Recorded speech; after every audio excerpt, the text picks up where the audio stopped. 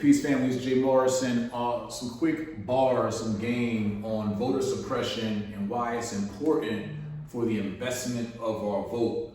I am not any party affiliated. I do not advocate for a Democrat, a Republican, a red, or a blue, but I do advocate for the investment of our vote so we get an ROI on that investment, right?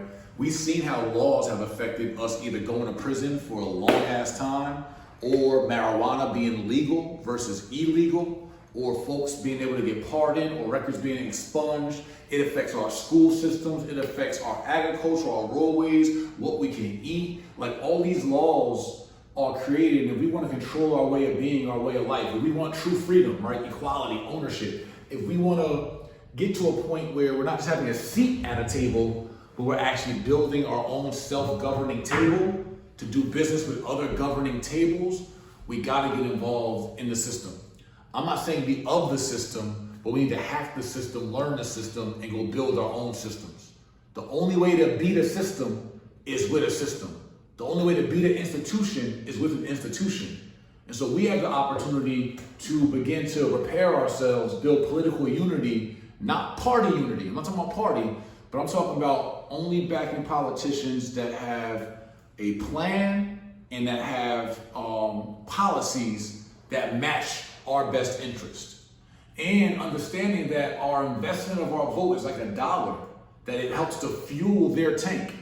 And if they don't match our policies and have a plan that matches our best interest, then they can't get our vote, right? But we have to also help combat voter suppression, because although we may not understand it, they understand that they get us out the way. They can control the laws that affect our taxes and how much we are taxed and how much we fund the systems. It can change laws in regards to how we raise our children.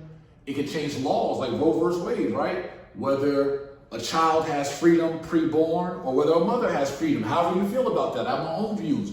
I don't even care about sharing my views, because it's about our differences, as Malcolm X said, our differences being in a closet, but us uniting around what's common to us. And what should be common to us, even if our ideologies are different, even if our political aspirations are different, or how we see the world is different, but what should be common to us and unify us is the fact that we all have the right to make that investment.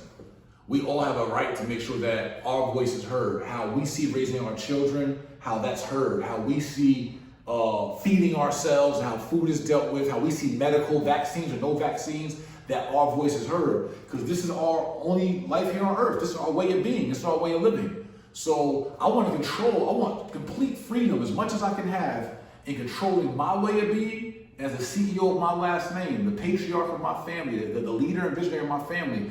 I want to be able to control how my family is raised and how my family has access to certain resources, or is not controlled by certain medical or educational or agricultural or whatever that might be things. So fighting voter suppression, taking our vote serious, taking the investment of our vote serious, making sure our vote is respected is a real thing. I'm a part of an organization called Time Done, where we're helping to free 78 million people that have prior convictions. Right now in America, if you have a prior conviction, you face up to 48,000 collateral consequences, meaning society restrictions. Things you can't do in society because you had a conviction 5 years ago, 10 years ago, even 50 years ago, right? So we are passing legislation to help eradicate biased policies like that mostly affect brown and black and poorer people, right? Go to timedone.org if you are a family member of someone with a prior conviction, or you have a prior conviction and you want to participate in us eradicating laws and basically sunsetting convictions, where we have no more convictions on our record. Not because even an expungement or a pardon still keeps your record in the public, and it still restricts you in society of these collateral consequences, right? So that's one solution piece. I'm always about solutions. I don't like to talk about just the topics. So one solution is, in that particular regard, when it comes to convictions, those who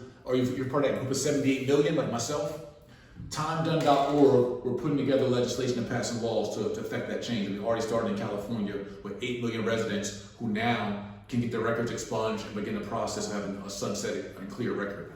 Secondly, I'm affiliated with Hip Hop Caucus. which has the Respect My Vote campaign. Go to Respect My Vote, I think it's .com or .org, respectmyvote.com, and I want you guys to tap in on that to get more involved with understanding the investment of your vote. And for those who are interested in money and wealth, like, your vote affects your pockets. Those taxes, that tax legislation is real. That real estate legislation is real. Interest rates, and inflation rates, who our treasurer is, who your local school system superintendent is, down to your controller, all those things are real. Not just federal law, but local municipal law too. These things really have an impact on our dollars, on our pockets, on our families. So to learn more about local to federal policies and politics, not parties, right, or party affiliations, go to Hip Hop Caucus or go to respectmyvote.com, right? So that's two solutions right there for you on how to get active in having political freedom. That's part of the solution, right? Is how we end our political oppression, our economic exploitation, and our social degradation. So for our political freedom, tap into those two resources. And listen, respect your own vote and invest your vote in real life. Peace.